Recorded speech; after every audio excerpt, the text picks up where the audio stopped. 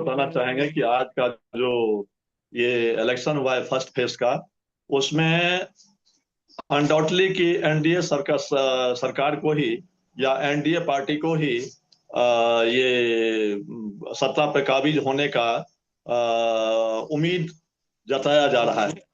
और ये उम्मीद नहीं बल्कि एक ये आप कह सकते हैं कि ये लगभग तय है कि एनडीए दोबारा से या लगा ले कंटिन्यूअसली ये सत्ता पे काबिज होने के क्रम में है और सत्ता पे काबिज होंगे, ऐसा हमारा कहना है। और जहां से भी जो ऑब्जर्वेशन या जो भी रेफरेंस या जो भी न्यूज आया है, उसमें हम जैसे लोगों के पास जो भी खबरें हैं उस आधार पर हम ये कह सकते हैं कि एनडीए ही काबिज होने जा रही है। तरह से ये मान लिया जाए कि ये प्रलोभन और ये ढाढ़स बंधाया जा रहा है, न कि हकीकत है। ये एक मतलब जुमलेबाजी का एक पहचान है, जुमलेबाजी का यह एक तरीका है।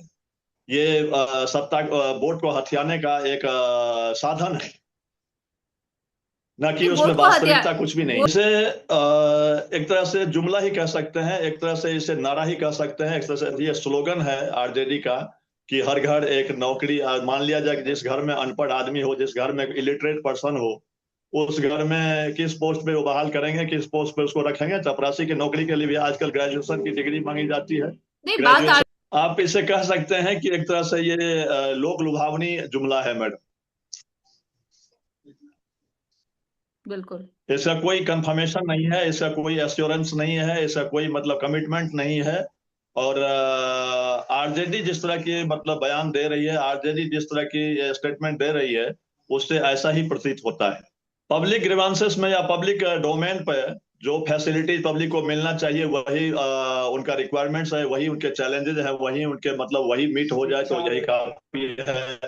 शिक्षा हो, रोजगार हो, स्वास्थ्य हो, यातायात हो, ये सारे संबंधित जो भी मतलब प्रॉब्लम्स है, इसके ऊपर खरा उतरने की बात नहीं। ऑब्वियसली ये बात सत्य है कि जो महिला सशक्तिकरण की बात की गई है, विमेन एम्पावरमेंट की बात की गई है, उसमें नीतीश कुमार जी ने महिलाओं के लिए किया भी है।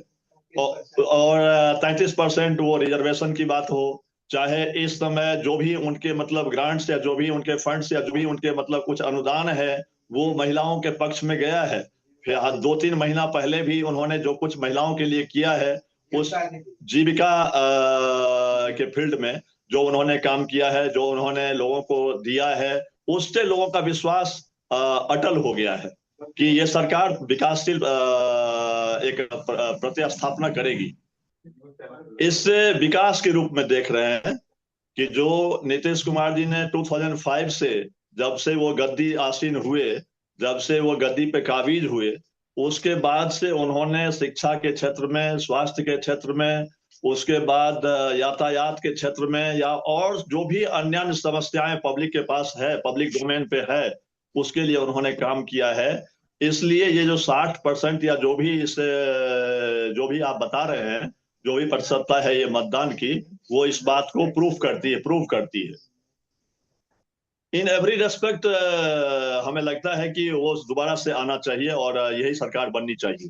उन्होंने जो आम पब्लिक के लिए जो मतलब सहानुभूति दिखाई है सरकार ने, जैसे बिजली बिल में छूट या जीविका के लिए जो मतलब अनुदान देना चाहिए उसके लिए उचित अनुदान दिया गया है, और उस अनुदान को वापस न लेने की बात की गई है। इस बेस पे हम कह सकते हैं कि विमेन एम्पावरमेंट भी हुआ है और ये विकास का सबसे बड़ा स्रोत रहा है।